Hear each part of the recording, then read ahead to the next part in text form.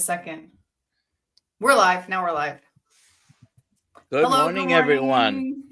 Good morning. Good morning. I just have a few little announcements before we start. So Jenny Minich's and Dr. Kiltz's podcast was just released.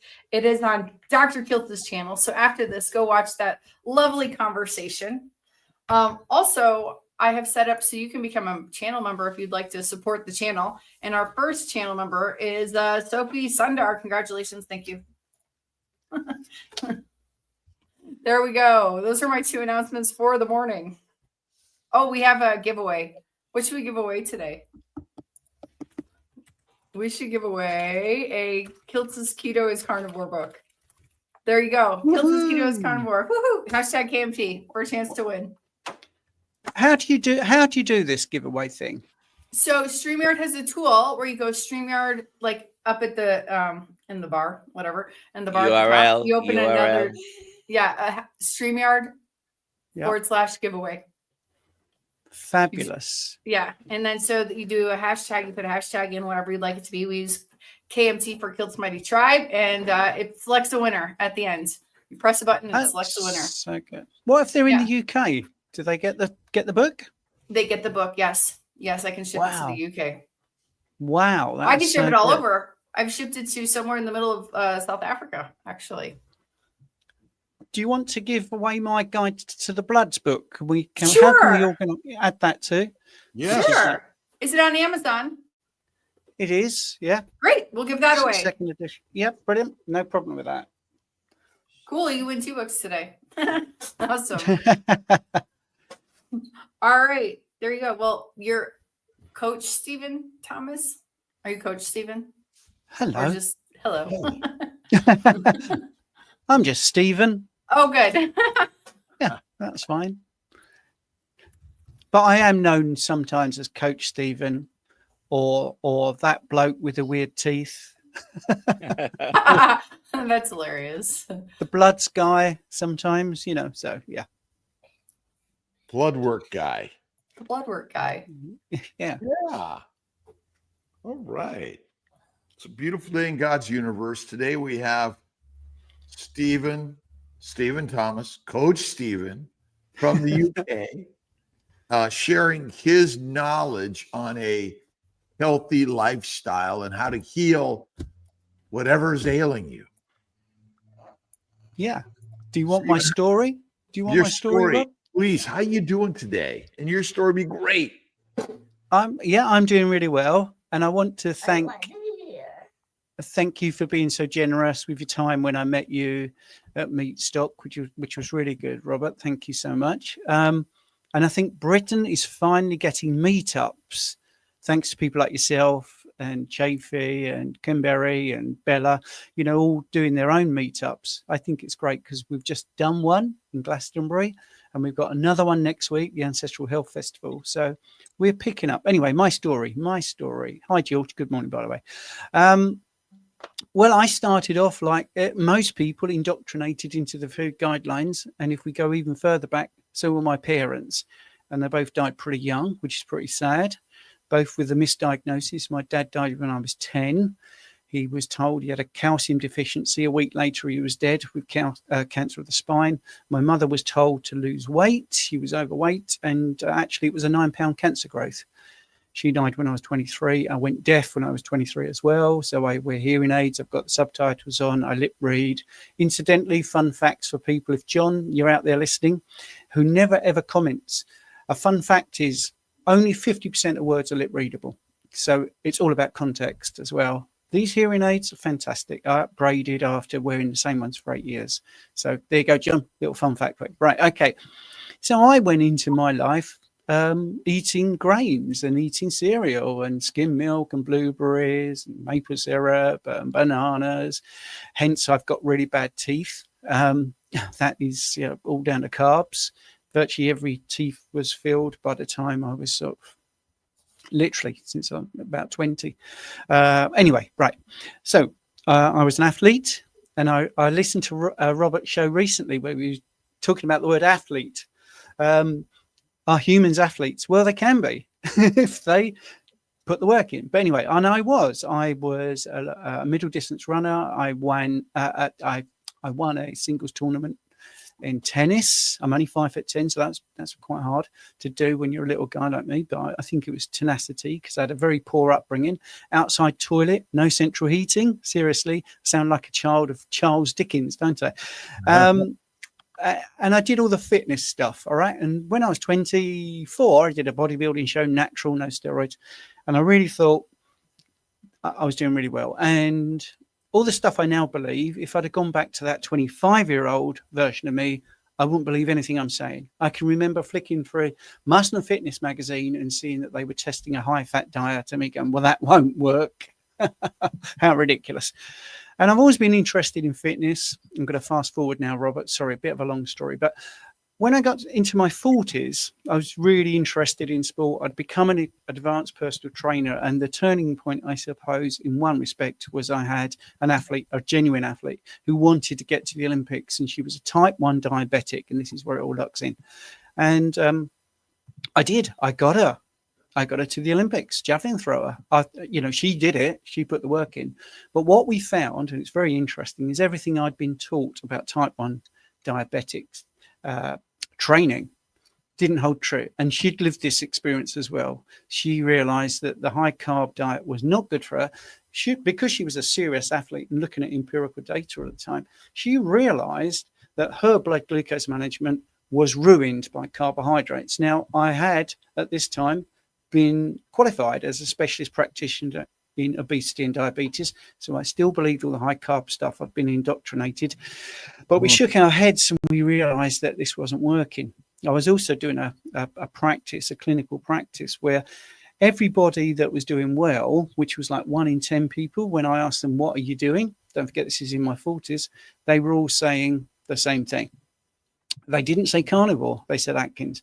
They didn't say low carb, really. They just said, we're cutting the carbs. They didn't say ketogenic, because that really wasn't a phrase then.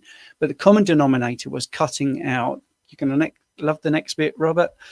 They were cutting out plants. They were cutting out cereals. They were cutting out grains, bread, potatoes, pasta, rice was all coming out. I didn't say sugar, did I? But that's what they were saying. Of course, we all know that is sugar. Anyway, and it made me think. And it took me 5 years till my 50th birthday to actually try low carb keto myself. And that was a game changer. I will just dial back as well. This is when I started my interest in bloods, and I became a qualified phlebotomist, and I ran a private blood testing lab for about 10 years. Because what was happening was the fit people, their bloods, when the doctor, because we sent them away, there was always doctor's comments. The doctor's comments, who never saw the person, didn't match the person in front of me, the clinical experience of the person in front of me. This is really why I wrote the book, to be honest. And it was incredible. It was really like the scales being removed from my eyes. So I'm trying to get the biblical references in for Mr. Kiltz's audience there. But it really was like that. And when I got to 50, I decided to go low carb. What were my ailments? I was pre-diabetic on the way to being diabetic. A lower left quadrant pain. Now, my mum died of colon cancer. I had a colonoscopy. I was absolutely at that time convinced it's all genetics. This is it. Remember sitting in the waiting room to get the results and looking at people around me thinking, we're all here to die. This is it. I'm going to die. I've got colon cancer. My mum had it. I'm getting pains in exactly the same region. I'm only 50. This is frightening. I also had a coronary artery calcium scan. It was 639, which is pretty bad. I mean, it's not as bad as Bill Clinton's 1,000 score when he had his triple bypass, but it's still pretty bad. So I had a stress spot here, which looked like someone had got a strawberry and smacked against my forehead. And I've got something to tell Robert about Hill Jill. But anyway, and I was a state, and yet I was eating less, moving more. What a terrible recipe. Moving more because you're saying to your body, I need more nutrients, and eating less nutrients. How ridiculous is that phrase before you even started? But anyway, so I was doing all that. Forget all that. Got to 50, went low carb, and everything started improving. 3 years of low carb, I thought, I'm removing the carbohydrates, doing so much better. Why don't I go keto, remove them even more? And then when I got to age 55, which was 6 years ago, because I'm a spring chicken, I'm only 61. Robert's 70, I believe. And I joined MeetRx by the wonderful Sean Baker, who really, he puts the effort in, he puts the time in.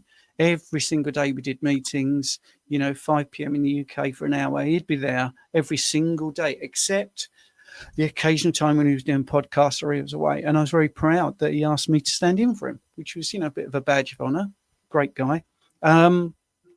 And things just got better and better and better. So my body composition improved. I'm not pre-diabetic. My HDL, but it isn't cholesterol, but it's a molecule, isn't it? But anyway, we call it HDL cholesterol. That's really high. I've got low triglycerides if we're getting into the bloods and all that sort of stuff. I've got LDL that would make my cardiologist have a heart attack, but I don't care about that. And that's simply my journey. And then, of course, I decided to spread the word on YouTube. So I've got a small but wonderful area on YouTube where we do a live stream with the very shy and retiring Richard Smith, who, it's very difficult to get an answer out of him for anything. We do that every Sunday at 7 p.m. And we spread the word. We've got a school community because the common unity of people in the carnivore space is really, really important. I know you've got Kiltz's mighty tribe. Just having people to connect with is so important. I can't get over it. I mean, when we went to Meat Stock and I was actually able to shake Robert's hand when he came over for Healing Humanity, it's just really nice to get that face-to-face connection. But guys, this is the best we've got a lot of the times, these screens. But when you're writing personal messages and you're seeing people get better, and you're not the weirdo that your family think you are, it's vitally important. So that's my story in a nutshell. I've got so many people to thank that have taught me stuff, in the UK, like I say, Richard Smith, Lee Copus, Carnivore Muscle, Dr. Abs, we've got a great little team here. And the Americans that I've met online, Robert, you're so kind with your time. Anthony Chafee, top bloke. Sean, really good. Bella's been brilliant. Just so many people all saying the same thing-ish. It's a community and it's wonderful. What did you want to say? You said there was something else you wanted to say. Oh yeah, I got a tip for you, because I noticed you took about your hair gel and you said there's sugar in this. Well, my hair gel is water and salt, homemade. And you get as much sticky, when it's not sticky, it puts it in place, but you don't get the stickiness. So if you want to have carnivore hair, salt and water, a little bit of salt in water. Or butter. Yeah, if you want that sort of Elvis look, maybe. Yeah, I just cut it off and that solved everything. Yep.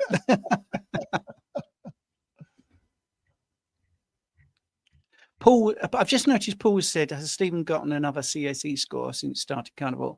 Right. The NHS, right, the UK is controlled. I want to say this morning, only this morning, on WhatsApp, you should go to your contacts, click on the contact and put privacy chat on. Because as from today in the UK, if you don't, all your messages are going to be scanned. Absolutely factual. Right. The waiting list on the NHS, and it's not the people in the NHS, it's the system. It's not doctors and nurses. They're in a system that's absolutely right. The waiting list for those machines is quite huge. We've got a terrible system at the moment. And there's no way I'm going to jump that queue by paying some money to get in front of everybody else. So as soon as those queues have gone down, I will be getting a CAC score, but not while there are literally millions of people waiting for treatment. Can't do it. Just can't do it with good conscience, because that's how it works.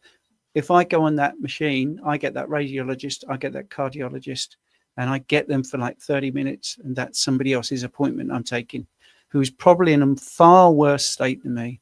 And it really upsets me, because it would be nice to have the CAC score, but I also have a little bit of moral humility about me. So could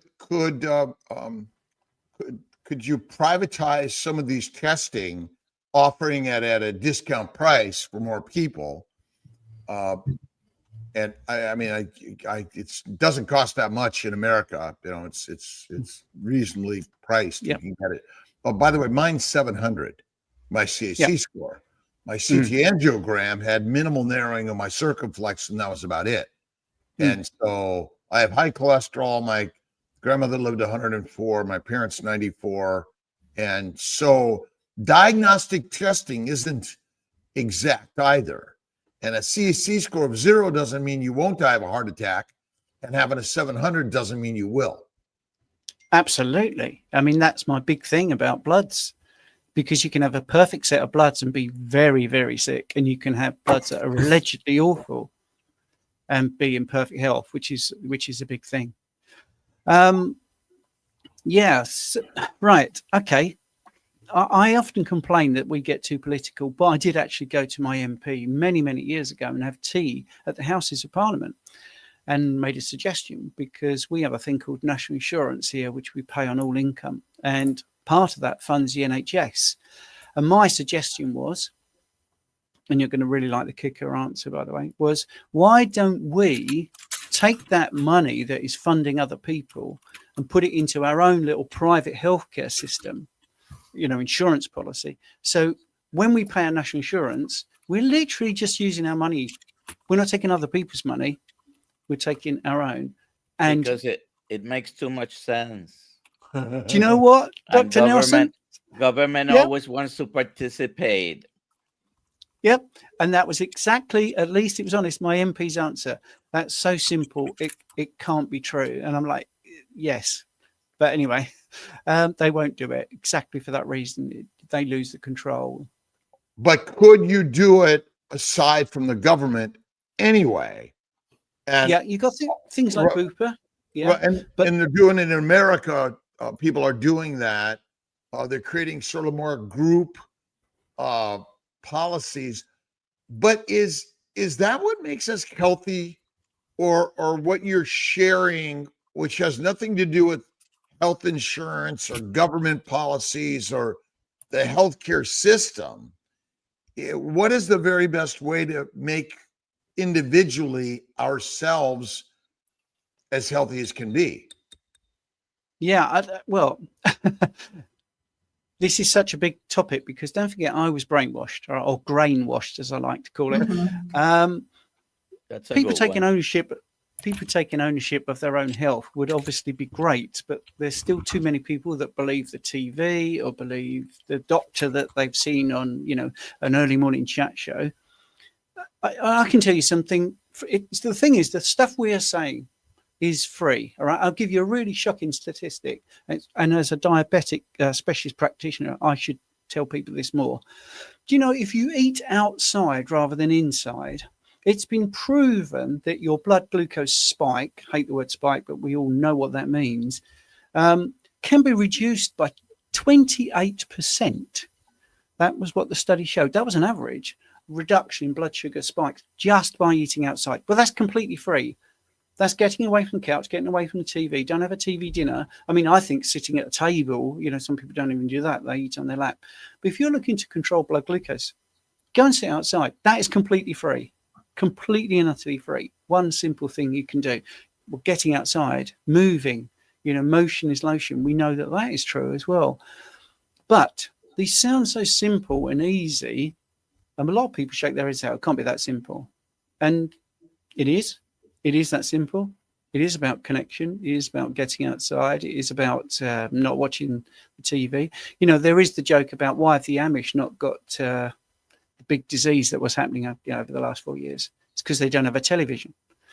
So this is the thing. We've got to get away from the screens, get back to people, eat the species appropriate way, what we should be eating, and just don't eat the junk. I mean, really, when I started the YouTube channel, I remember I got a lot of comments was, why do you need this channel? Because just eat meat. And I'm like, yeah, you would think I don't need this channel, but there are millions and millions of people that don't believe it. So we have to do the success stories, for instance, just a myriad of success stories.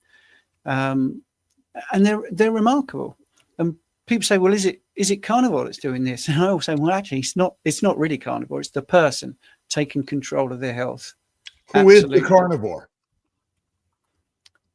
Well, who? No, no, the human The person. is the carnivore. Yes, it's So a a human. little double. A little. We came out of the trees to eat the grass eaters, not the grass. We are carnivores. We're just applying our species-specific diet. And Yes. Yeah. I mean, Ken Berry's work of genius, one of the biggest things he did was the proper human diet. So brilliant. I think it's actually better than the term carnivore because it says it, doesn't it? It's the proper human diet, the thing we're supposed to eat. well, there's going only back- 3 diets: Go on then. herbivore, carnivore, omnivore. Those are Yes. the only diets in this universe, right? And Mm. but ultimately, would you say we are omnivores and we're capable of eating anything? I would say we're carnivores, but we're capable of eating anything because predominantly we have eaten meat and the fat of the meat for millions of years. Well, the action of who and what we do, because I'm imagining we might have eaten plants, then animals, then Yep. plants, and animals, but we're telling a story essentially. Well, And that's right. Yeah. are iguanas good for humans? In what respect? As pets, they're fantastic. Well. I'm just commenting because our good friend Rick is an iguana hunter and eater, and there was just Apple News had an article. Is it legal to shoot invasive iguanas in Palm Beach County, Florida? Here's what to know. So obviously, people eat mice and rats and possums and all sorts of organisms that I guess fall into the carnivore space. Well, yeah. I mean, Rick, he's been eating this way for what, 40 years. So if he's eating iguanas and he's healthy, it's probably done him very well. Maybe when he stands against this background, he'd turn purple. I don't know. Or am I mixing up with chameleons? Chameleon. But yeah. But we do have fun in this space. I mean, there's humor, there's generosity, there's kindness, but there's also, we're not here chastising anyone's diet. Whatever you want to eat, eat. And I think these labels, you're right about the omnivore, herbivore, carnivore thing, because, you know, I've seen a deer eat a small chick, but that would not say, oh, well, actually, that's an omnivore, you know, or a herbivore. I would say that's just a deer that has decided to go off piste a little bit. We've got squirrels over here that eat meat, which is not what you'd expect a squirrel to eat. So I think it's about survival. And what you said, if you go back to Australopithecus, and we've got a skeletal remains, which I think is called Lucy. She was predominantly, you know, she's a human ancestor from, you know, over 1 million years ago. And she predominantly did eat plants, but she's got the bow legs. You know, she looks like a cross between a modern human and, you know, a chimpanzee. Well, they died out. That race died out because it wasn't practical to compete with hominins, who were eating meat. And that's when we start to get bigger brains and we start to be taller. And then about, you know, 1.5 million to maybe 700,000 years ago, you know, we were cooking food as well, which is very different to other animals. So it's how we've evolved, which is our phenotypical sort of reaction to our environment. And humans are smart. You know, if there's not bison to be tracked down and there's berries in a bush, why would they not eat them? You know, it's ridiculous that they definitely would. But, you know, if you're looking for nutrient density, taking down megafauna, which we could up until 12,700 years ago in abundance, obviously the Younger Dryas happened and there was a big wipeout situation where the megafauna died off and we became more sort of svelte and we became more of like a hunter-gatherer. If you look at history, we adapted. The human being is amazingly adaptive. And the reason that we're able to put body fat on is because it's a survival mechanism. You know, we have that fat to see us through winters and scarcity, but we're so clever. You know, we are so clever. We're also pretty stupid in many ways, by the way. The people that are in power, I think, are the biggest idiots I've ever seen. But anyway, that's a different subject. But the average human that has something about them and is interested in their health, it's pretty smart, and will find what they need to do if they're not lied to or corralled into eating the wrong things.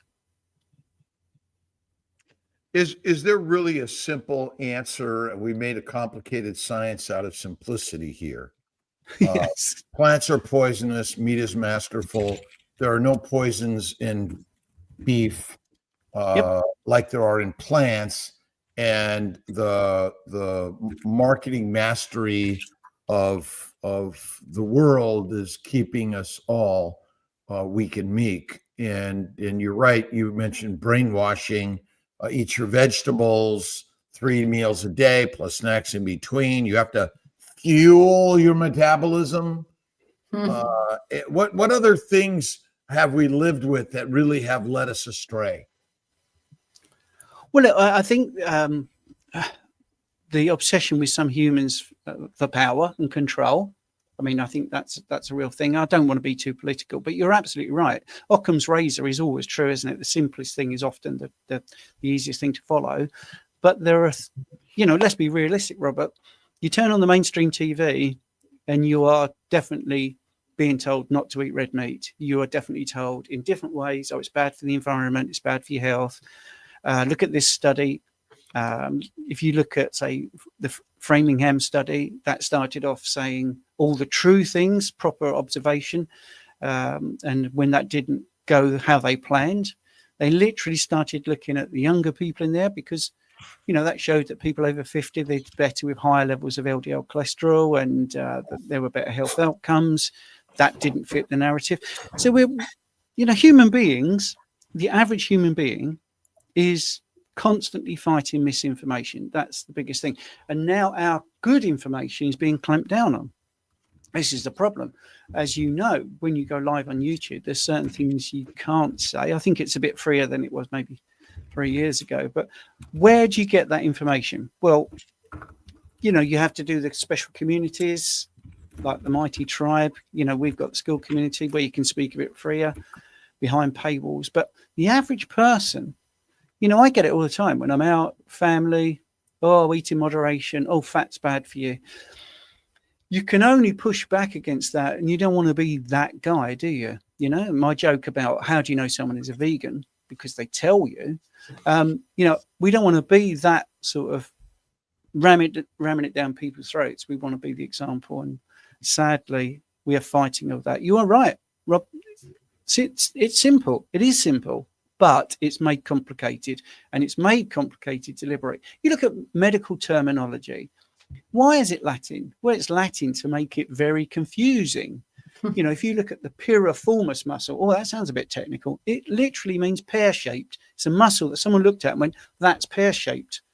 We don't call it the pear-shaped muscle. We call it the piriformis.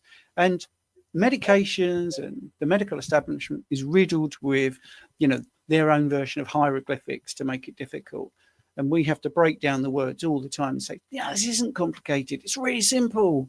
Gluconeogenesis is new genesis being, new glucose being made. It's all of it simple, and we need to demystify it. And I think that's what you're good at. I think that's what, Anthony Chafee's good at. Oh, Ken Berry, everyone, Bella, we're all good at that, I think. But it's still a big fight because it's like a David and Goliath thing. I haven't got billions of pounds. I haven't got the world's greatest studio. I can't do loads of advertising. I can't be peak time advertising, on the Super Bowl, but Coca-Cola can, Coca-Cola can, where you've got this. I mean, here's a simple thing that I said the other day, and someone said, I never thought of that. If you look at a can of Coke, right, that is 9 teaspoons of sugar. If a human drinks that, we got roughly 5 litres of blood. So that's the concentration. It's about 9 times as much as we need in our blood glucose. What about a child? Child has the same can of Coke, but they've got half the amount of blood. So the concentration from that can of Coke is twice as much straight away. But that's a nuance. And someone said, I haven't even thought of that. I used to give my kid a can of Coke, and we'd share a can, I'd have a can, he'd have a can, we'd share a day out, and we both have it. I said, well, yeah, you've doubly poisoned your child compared to you. So for them, that's the equivalent of like maybe 18 times as much as you need, as opposed to 9 times as much as you need. And all these, if we can if we can literally dilute, no pun intended after what I just said, if we can dilute the message to really simple things, constantly getting away from the terminology or explaining the terminology, then people will understand it. When I do the diabetes stuff, I always say, look, before we have blood tests, how do we diagnose diabetes, right? Well, we would look at symptoms. And that's just a posh way of saying, what's troubling you? What is ailing you? And what's the problem? So they'd come in and they'd say, well, I drink ever such a lot. I can't quench my thirst and I'm always urinating. Right. Why is that diabetes? Well, it's pretty obvious. You are being clever, trying to dilute that sugar concentration in your bloodstream, and you're trying to then expel it by urinating. So you don't need a blood test. I mean, diabetes mellitus literally means passing through sugary urine. Actually, it's a mixture of Greek and Latin. There you go again. So what did they used to do before blood tests and all the fancy pants equipment? They'd get yes, exactly. They'd get their assistant probably to drink a bit of urine and go, oh yeah, wow, that's really sweet. So you've got what the Asians used to call the saccharine disease. 2,000 years ago, they were calling it saccharine disease. So diabetes has been around, but it was always the rich people that got it. Always the rich people, and because the poor people didn't have the money, because sugar was a commodity early on, not now, like, it's abundant and everywhere and really cheap. So yeah, well, I think just trying to do things like I just did, just make it really simple and look at how you feel and how you look, your energy levels. That's the way ahead, because you can't have someone saying, well, these numbers say you are perfect when you're not. That's really common. Someone will say, I've got an achy joint, but I've had an x-ray and the doctor said there's nothing wrong with me. Well, there is. You've got an achy joint. So we need to get to the bottom of it. It's that simple, isn't it? Do you think that the push for a high protein diet could be also a misnomer like a high sugar diet has been in the past? Because fat may be actually the most important thing to eat, but we still don't prioritize it in general, do you think? What are your thoughts? That's a good question. Yeah. I think there are people that push high. See, this is where you got this pejorative term, high. Is it high compared to the average standard American diet, or is it, empirically too much? Which you can have too much anything. You can have too much water. Fat and protein together is the key, isn't it? If you had no fat, you would not survive. If you had no protein, you wouldn't survive. And if you think about it, some people like Bella, for instance, she's been big on high fat diets. And I think the term high fat definitely is in this space. I'm not a fan of high, low, medium, whatever. I'm into what's appropriate. Eat what's appropriate for you and what makes you thrive. So you can try this. I'm not prescriptive in any way, shape or form. You could do what many people call a high fat diet. I don't know, 80% fat, 20% protein, obviously, just showing that I can do some maths. And you might not thrive. But if you reduce the fat a little bit and increase the protein, you might feel really great. Or vice versa. You might be doing a minimal amount of fat and a sort of lean protein diet and feel terrible. So therefore you need more fat. But in the end, nature is wonderful. What's an egg?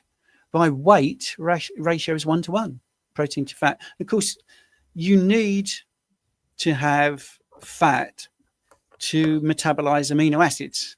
This is the often forgotten thing. So when you eat fat, you produce bile. Bile doesn't just emulsify fat.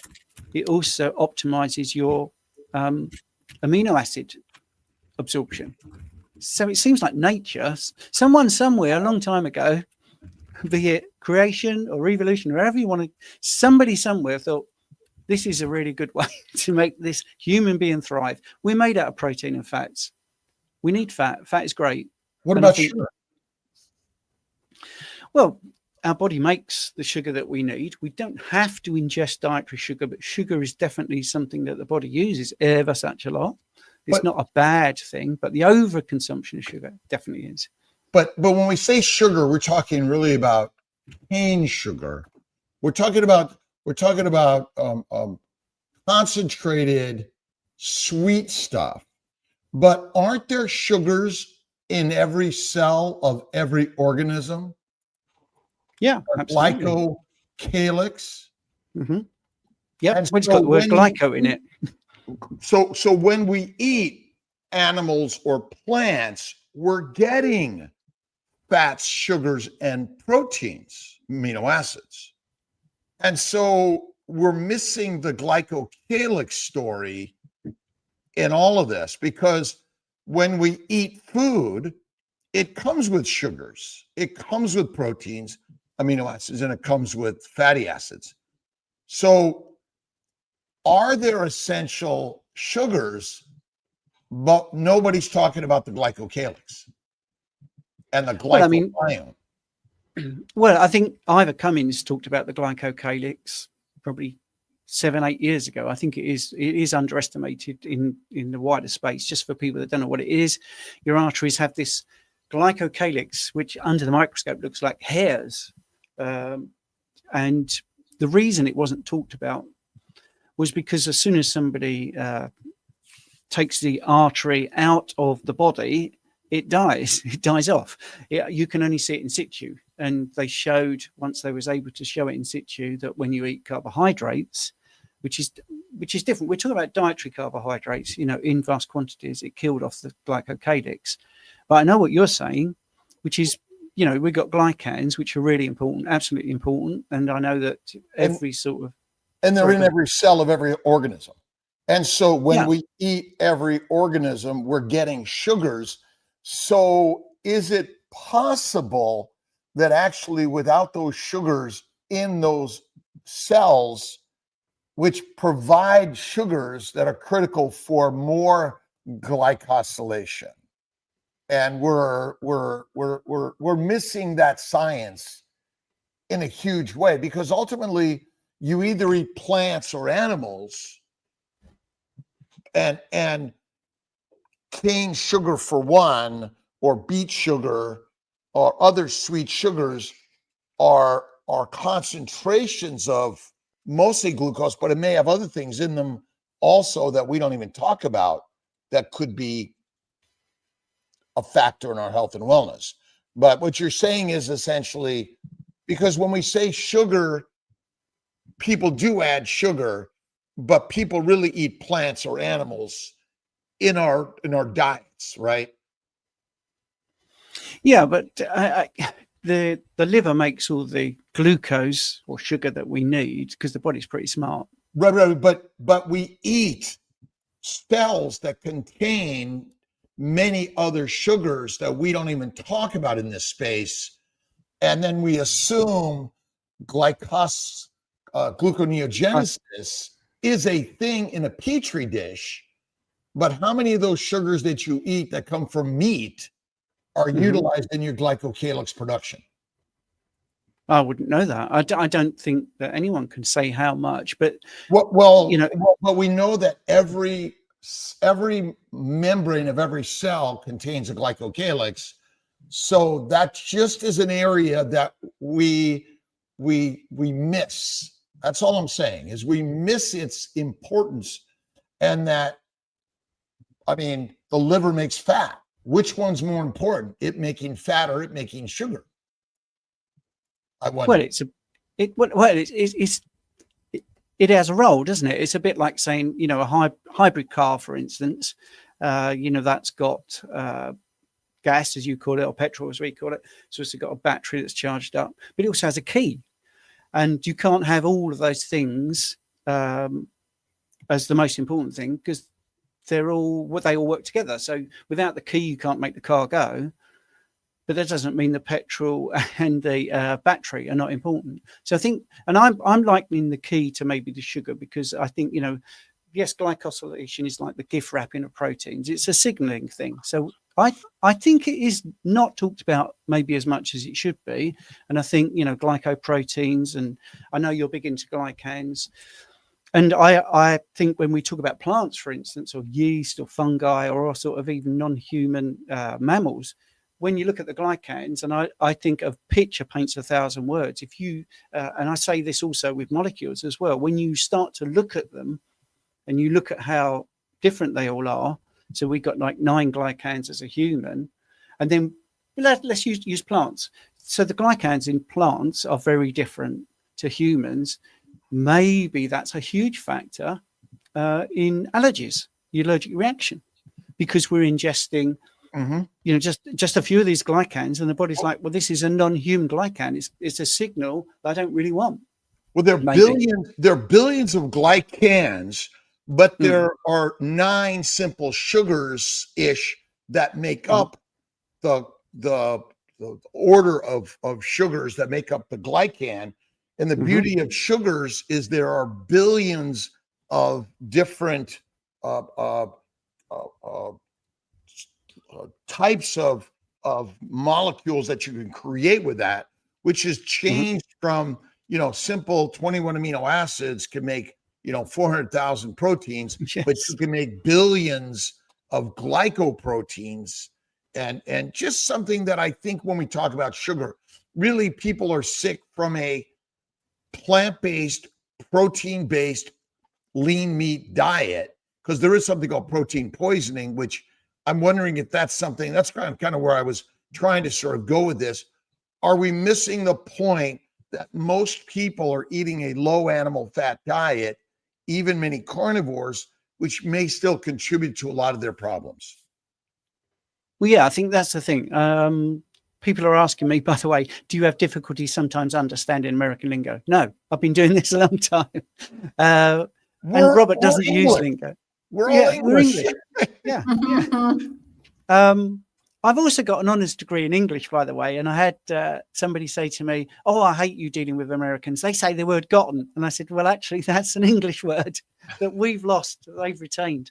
So anyway, to answer your question, yeah, firstly, I think when somebody comes to me that's been vegan, vegetarian, calorie restricted, by the way, I don't think of calorie restriction. I call it nutritional deficient, because they're deliberately under eating what they need. But yeah, to answer your question on the fat side of things, they will have a problem with maybe their thyroid hormone production. Now, the functional units of the thyroid should be able to store up to 50 days worth of thyroid hormone.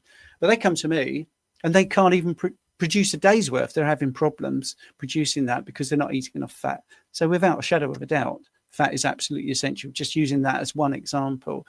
So you say to them, or maybe you need to up your fats. And then you get the brainwashing side of the person saying, yeah, but I don't want to gain any weight. I'm like, I don't care about that at the moment. I want you to gain function. We need to get your health back. Body composition is a side effect of being healthy. It isn't the goal. If someone comes to me and says, I want to fix my thyroid, but more importantly, I want to lose weight, I say, right, we'll switch that round. Let's fix your thyroid.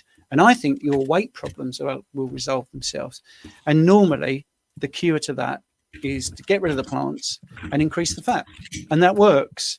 Going back to the bloods, and here's where the bloods are good, in that some people need that empirical data. They need to see the numbers, basically, even if they're feeling better, even if their weight is stabilizing, even if their energy is better, they still want to see things like the TG and TPO antibodies have gone down. They want to see that their T3 production is good. They want to see their T4 production is good, and obviously conversion of T4 to T3 in the peripheral tissue, and the TSH. They sometimes want to make the doctor happy. Well, that's not going to be good on carnivore, because those numbers, when you eat low carb, keto, and carnivore, are different. We have much lower levels of T3.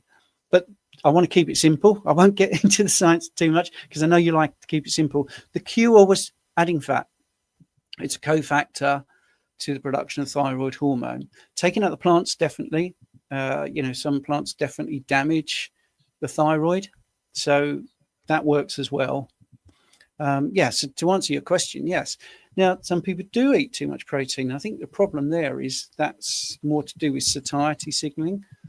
Fat is the thing that makes you feel full. You can listen to your body more. I think when you have fat, I think it is better for your digestion to have protein and fat together rather than, just lean protein, because then you get into the realms of rabbit starvation as well, which has been proven, where people have eaten raw meat that is very lean, or cooked meat that's very lean, and they haven't done well.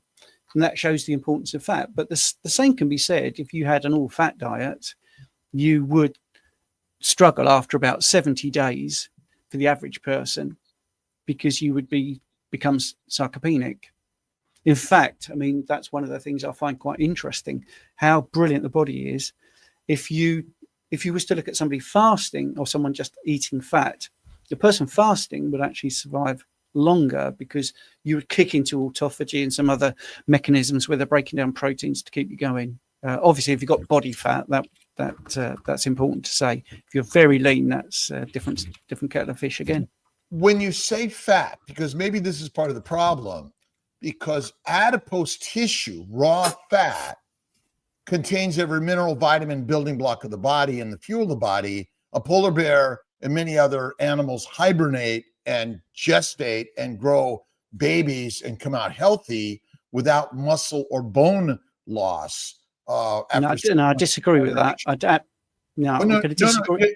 I'm just giving you science studies on that. And so ultimately, this is where adipocytes, raw fat, nobody's eating raw fat. They eat rendered fat. And I'm just wondering if that might be part of our problem. Avocado, is an avocado fat or a fruit? It's a fruit, isn't it? But it does have fat in it.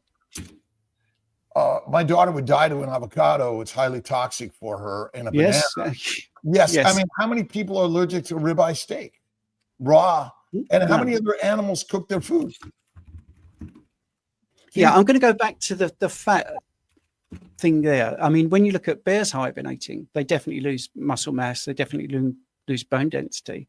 So I wouldn't agree with you on that, because I think fat doesn't have nitrogen, so you can't make amino acids from it. I think once it's in the body is able to recycle stuff. Well, the adipocyte contains glycocalyx, which contains proteins, amino acids, fatty acids, cholesterol, minerals and vitamins, and contains also the sugars that are critical for the building blocks of the body. That's why we can fast for so long and we can be healthier than we've ever imagined, and I think we undervalue adipose tissue and obesity.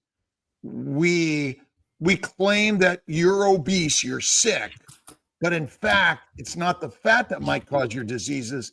It's the food you've been eating, which turns out to be poisonous and goitrogenic. Yeah, I would have to see. Yeah, I mean, this is why I have people on. I wouldn't agree with that, because when you look at bears hibernating, they do lose muscle mass and they do lose bone density. And I think there is definitely a lack of the ability to build amino acids just from fat.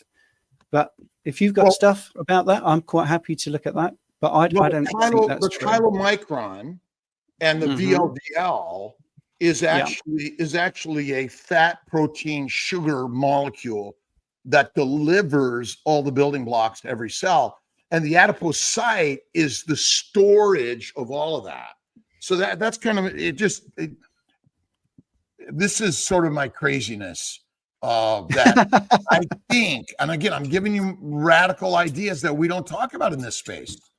And that's why I've always admired you for open and talking about ideas that, again, maybe even us in the carnivore space, again, back to the glycobiome, it is like that one area where I've been talking about for years and sharing this idea, but we haven't quite caught on yet, but one day. Yeah. And questions for Stephen Thomas? We do. Let's get on some questions, because he's. We're almost out of time. We only got 10 minutes. Okay, so Michael Smith. Hi, Thomas. Stephen. How is the man in Austin, Texas? He was stage 5 kidney failure. I watched the podcast. Yeah, thriving. This is it. I mean, one of the things that's good about these success stories And I will tell you a story. I know Robert loves the stories, and I'll tell you one from the meetup that we just did. He's doing really well, and that led to a lot of people talking to me about kidney failure. Well, kidney failure isn't driven by anything other than things like diabetes or high blood pressure. The kidney, if you fix the diabetes or if you fix the high blood pressure, then you start to fix the kidney. So I've had somebody that was told they had 2 weeks to live, and that was 6 years ago, and they're still thriving. So I've had many people with their GFR, glomerulus filtration. Both problems are the way, the kidney and what was the other thing you mentioned? Diabetes, blood pressure. Diabetes, yeah. The blood pressure and the diabetes are what is damaging the kidney, but it's not that they're damaging the kidney directly. It's the vasculature, the microvasculature Yes. in the kidneys is being damaged by the diabetes and the hypertension. Yes, absolutely. Yes, it's not the kidney itself in isolation that's just going unpacking up. But yeah, to answer that question, yeah, he's doing really well. But since then, I've had a lot of people come to me where they've been kidney filtration rate of 29, 30, and they've got it up to over 60. So in the UK, it needs to be over 60. They prefer it over 90. But there's a big nuance to this as well, which goes back to the blood testing, because the eGFR, which is the estimated GFR, the filtration rate of the kidney, is estimated based on creatinine, which is a waste product of protein. So when you eat this way, you're eating more protein, so you have a bigger waste product of creatinine, and that it's just an artifact of the maths that the GFR comes down, and people think you've got kidney failure when you haven't. You're just eating more protein. So the way around this is to do the cystatin C test, which is not dependent on protein metabolism. And I've got in the book some case studies. One in particular just comes to mind where she said her eGFR was just in the low 60s. Everyone's freaking out, nephrologists, cardiologists, and all that sort of stuff. And she came to me and I said, do a cystatin C. Now, her filtration rate was allegedly, like I say, low 60s. She did the cystatin C. It was 112. 112, which puts her into the spectacular filtration rate. So I mentioned this story at the Great British Meetup, which George Goodenough and Carl organised, and there were some great people there. And I hope I can get a Stephanie Taylor quoted in a minute to about blood glucose. So remind me of that, Alia. And she came up to me afterwards, and she's got a 10-year-old son running around playing, looking fantastic. And she said, she's South African. I will try to do the accent. Hey, Stephen, do you think he's got kidney failure? And I'm like, no, he looks really healthy and vital and fantastic. Well, we're going on the GFR, and they reckon he needs a transplant. We reckon that, they reckon he needs some sort of diagnostic testing for his kidney. I've never heard of the cystatin C. So she's going to do a cystatin C. And invariably, that always is higher, and it always stops problems. Just going back to blood glucose and that meeting, by the way, Stephanie Taylor, who is a cancer survivor, and if you've not had her on, she's amazing. Yeah. She uses one phrase about what we do with our glucose, our blood glucose, and that we're always eating so much glucose. We're not fueling our body, we're flooding our body. And I thought that summed it up nicely. We're flooding it, not fueling it. And, so all these little phrases, I think, stick and help people. But the kidney, thanks for the question about the kidney. He's Eric, fantastic guy, doing very well. Great. Here's the next question. Primal Lifestyle. For someone who had skin cancer, what protection should be used on the skin, as most have horrible chemicals in it? Oh, right. Okay. Well, sorry, firstly, to hear that you had the skin cancer. I'm assuming that's gone, as you're asking that question. Well, it's just been about being sensible. So if you want to be outside, obviously don't go in the midday sun. Going back to that blood glucose spiking thing I said about eating outside, actually it increases the blood glucose spike if you eat at midday or when the sun is at its highest. But if you eat in the evening or the morning, then it lowers the blood glucose spike. So that is quite telling about how sunlight or your environment can be really influential. Personally, I would just go back to, I use tallow. I use a tallow soap, and I eat plenty of fat. Oh, Robert, you're going to like this answer because I think fat is key here. I think you need, subcutaneous fat. I think you need to eat a lot of fat because I think that's one of the protective mechanisms of the skin. But I just think gradual exposure, a bit like when you first come to carnivore, I think slow transition is good. Exactly. If you're going back out in the sun, I would just do it slowly. Make sure that you're not stupid. Don't get burnt. That's about the worst thing you can do. If you're feeling hot, your skin feels hot, get in the shade, but just do a little bit at a time, a little bit. Just increase your light sensitivity. Remember that when it comes to skin cancer, 75% of skin cancers in the Western world are in places that are not exposed to the sun. And Malcolm Kendrick, in his book, The Clock Thickens, as a little aside, mentions that he's got dermatologist studies all saying the same thing, that it's not the sun that was causing it. Dermatologists. So, Plants. Plants cause and, it. and when remove plants, yes, remove plants. The plants and the microbes fermenting in your gut cause all your disease, and a low-fat diet. Do you have more questions, Alia? We do. Let's see. What's the best type of water to drink? Spring, sparkling, still, salted, mineral? Well, we have. I live near Buxton, which has a natural spring, and they sell bottled water. It should be in glass, by the way. But as part of their helping the community, you can actually go to the spring with an empty bottle, and you can fill it up for free. All right, which I think is fantastic. So I've got no affiliation with Buxton Water, but if you don't live near me, you can't do that. So I actually use Tau water, TAU, which is a sparkling mineral water. Yes, I like mineral water. Now, if you are feeling bloated with mineral water, that's because it's not naturally sparkling. It is carbonated. So anything you ingest has to be processed. If you're not able to process the carbon dioxide in there, it becomes carbonic acid and you get bloated. So if you're getting bloated after drinking sparkling water, I would go for still, but I would definitely do mineral water. Our tap water we don't touch with a barge pole, but we have reverse osmosis on it for things like making cups of tea. I don't drink tea, but Jane does. So yeah, that's the best type of water to drink. I would say mineral, sparkling if you're missing the sodas and you can cope with it. Still mineral water if you feel gassy or bloated. Can you salt it? Yes, I think electrolytes are a handy thing to add. A little bit of salt every so often is good. If you have a headache, for instance, a little bit of salty water can often get rid of it in 20 minutes. So yeah, good question. Again, and simple, isn't it? It's really simple. How much is too much salt? Can you consume too much salt? Well, yeah, your body has this wonderful way of saying, oh, that's too salty.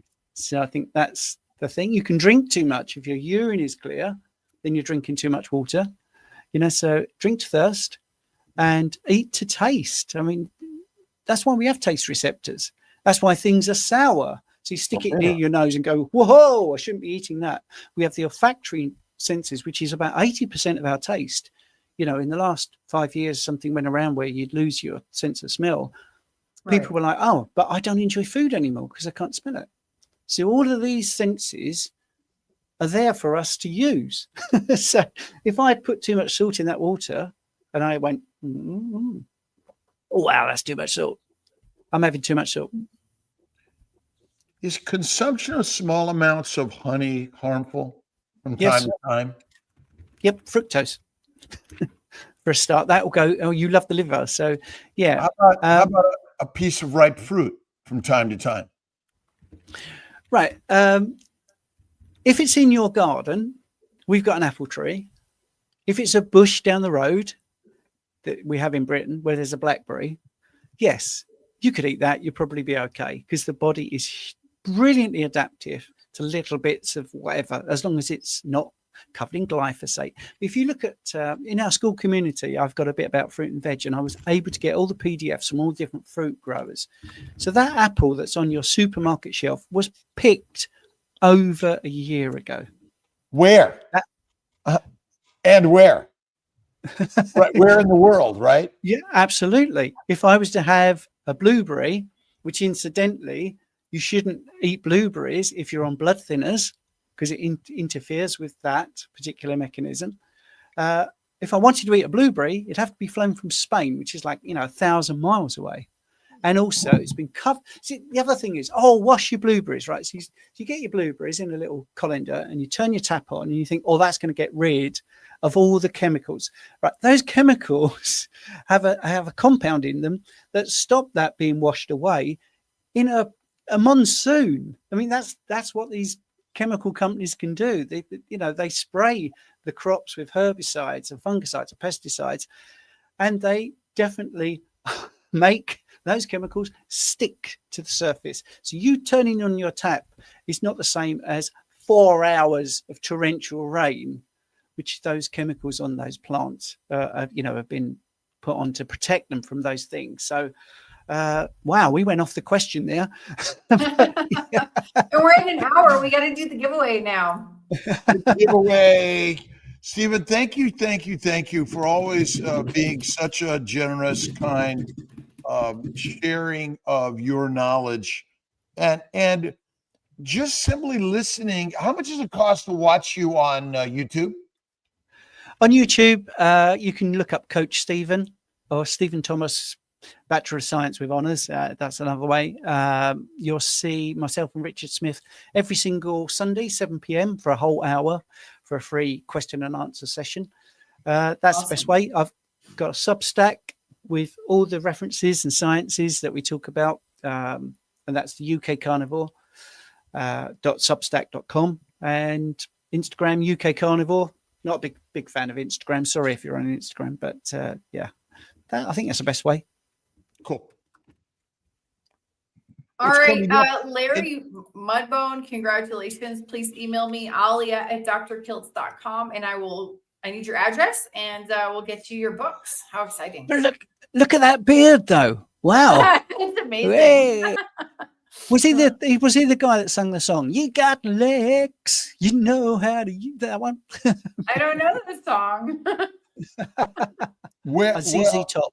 Do you ZZ have Top. any Okay. meetups coming up or travels coming up and do you have anything you're working on that you want to share? Yes. Well, the thing I think you're alluding to, I can't say until October. But anyway, we'll talk about that another time, Robert. Yes, the Ancestral Health Festival, the 15th to 16th of August at Rainford in the UK. Phil Uscott is organising that. We've got the wonderful David Unwin. For those that don't know, David Unwin is a general practitioner in the UK who has been doing this wonderful work, reversing type 2 diabetes with a low carb diet, not even carnivore or keto. He does like those sort of things. Many case studies, and he's doing really well. Well done, Larry. Yeah, you're right. He's there, Jen Unwin. She'll be talking about food addiction and her fight to get it recognized as a medical condition. Jen is fantastic. Richard Smith's there talking about probably electrolytes or biochemistry or genetics, so he's probably got a whole day to himself. I'll be there. I'm struggling now to remember everybody, but yeah, the Ancestral Health Festival. Phil Escott will be there, and maybe we'll be able to drop a link to you to put in the description to this video. Maybe. Yeah, let's get that, Ali, and make sure we put that Sure. in, because we're all traveling the world, and the beauty is we're sharing ideas of health and wellness that maybe are outside standard medical science. Whoa.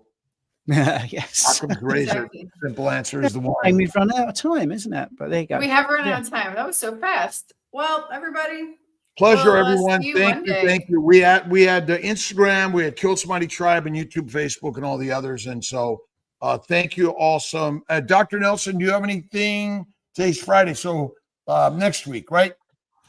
Next week, because we're traveling, we won't have the afternoon lives, but we'll be in San Diego every morning at 6 a.m. or at Wow. 3 a.m. local time. do you want to But do I'll- them I'll at be 6 a.m. San Diego time? I can arrange that. Or no, for our people here who Well- want to be here at 6 a.m. No, figure that out. we'll figure it out. I'll be up at 3 a.m. for the. Okay. Maybe we get All right. Stephen to help co-host with you, Ali, or Richard. Richard and I'll get Richard. if you guys are one of the best places to go to listen to the expertise on keto, carnivore, health and wellness, many ideas, is both Stephen Thomas, Richard Smith, And you said Sunday. What's your weekly 7 Lo- p.m. UK time. UK time? Awesome. Yeah. Sunday. which is Yeah. like 1 p.m. 1 or 12 p.m. so 1 p.m. Eastern. Yeah. All right, everybody. See you next week. Thanks for being here. Goodbye. Always a pleasure.